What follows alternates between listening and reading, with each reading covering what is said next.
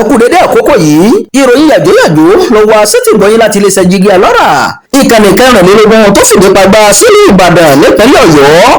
Imam Abdulwaheed ni oníròyìn ẹgbẹ́ akẹ́kọ̀ọ́ ṣe ìwọ́de tako agbẹjọ́rò àgbà l'Ondo. Wọ́n ló fi àwọn akẹ́kọ̀ọ́ kan sẹ́wọ̀n lọ́nà àìtọ́. Ariwo sọ nílùú Àkúrẹ́ níbi tí àwọn akẹ́kọ̀ọ́ nípínlẹ̀ Ondo lábẹ́ ìṣàkóso ẹgbẹ́ NASI ti ṣe ìfi ẹ̀hónú hàn tako kọmíṣánná fẹ́tò ìdájọ́ nípínlẹ̀ náà Káyọ̀dé Àjùlọ lórí ẹ̀sùn pé ó ju akẹgbẹ́ wọn mẹ́ta sẹ́wọ̀n. Àwọn olùwọ́de náà kọ́kọ́ lọ sí ọ́fíìsì kọmíṣánná ọ̀hún níbi tí wọ́n ti ń kọ onírúurú orin láti fi ẹ̀hónú hàn pé ìwà kò tọ́ ni amòfin Àjùlọ hù sí àwọn ọ̀dọ́ náà. Àwọn olùfi ẹ̀hónú hàn náà ni wọ́n wá láti gbogbo àwọn ilé ẹ̀kọ́ gíga mẹ́sàn-án tó wà nípínlẹ̀ Ondo tó fi mọ́ ọ̀kan ọ̀jọ̀kan ẹgbẹ́ àwọn ọ̀dọ́ nípínlẹ̀ náà. Àwọn akẹ́kọ̀ọ́ náà sọ pé wọn kò ní kúrò níbi ìwọ́de náà títí tí Àjùlọ yóò fi tú àwọn ènìyàn wọn sílẹ̀. Àwọn akẹ́kọ̀ọ́ mẹ́ta tí wọ́n wà ní ọgbà ẹ̀wọ̀n ni Blessing Akẹ́jù, Yàyà Olúwabùsọ́lámi àti Adẹ́nìran Adésùlóyè. Lásìkò tó ń bá àwọn ọ̀dọ́ náà sọ̀rọ̀, kọmíṣánná ọlọ́pàá ìpínlẹ̀ Ondo Wilfred Afọlábí ṣe ìlérí pé òun yóò tú àwọn ọ̀dọ́ náà sílẹ̀ láìpẹ́. Kọmíṣánná náà ṣèlérí pé òun yóò rí dájú pé gbogbo ohun tí àwọn akẹ́kọ̀ọ́ náà ń béèrè fún ni yóò wá sí ìmúṣẹ. Ọ̀kan lára àwọn ìgbìmọ̀ tó ń ṣàkóso ẹgbẹ́ àwọn ọ̀dọ́ agbègbè Àkókò, Ọ̀làdìmẹ́jì Adéwùmí, bá oníròyìn sọ̀rọ̀ pé ẹgbẹ́ náà nílò láti ṣe ètò kan lágbègbè ọ̀hún lóye kí wọ́n kàn sí Káyọ̀dé Àjùlọ fún ìrànlọ́wọ́. Ó ṣàlàyé pé wọ́n gbé ètò náà kalẹ̀ láti ṣe ètò ìròyìn lágbára fún àwọn ọ̀dọ́ agbègbè náà láti lè ṣe ìrànlọ́wọ́ fún àwọn tó kù díẹ̀ káàtó fún.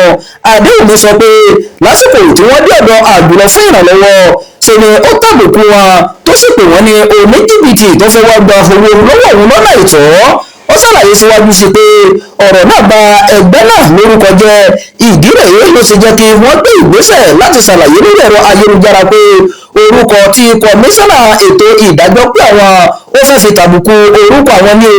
Ó ní lẹ́yìn yìí ni Àjùlọ fi àjọ DSS mú àwọn ọmọ ẹgbẹ́ wọn kó tó di pé wọ́n pe àwọn ọlọ́pàá tọ̀ wọ́n wá sílùú Àkúrẹ́ láti gbé wọn lọ sí ilé ẹjọ́.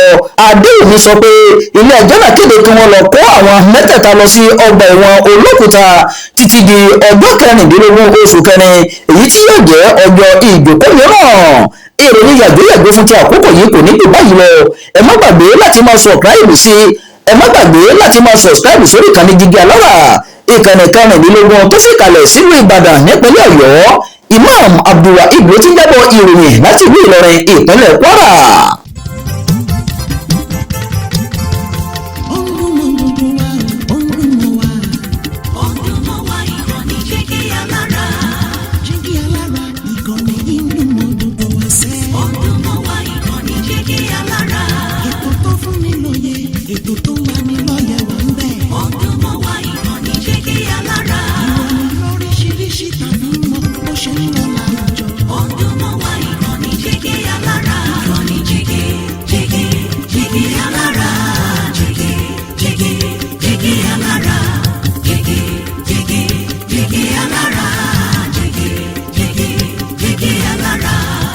Ìkànnì Jígí Alára 16.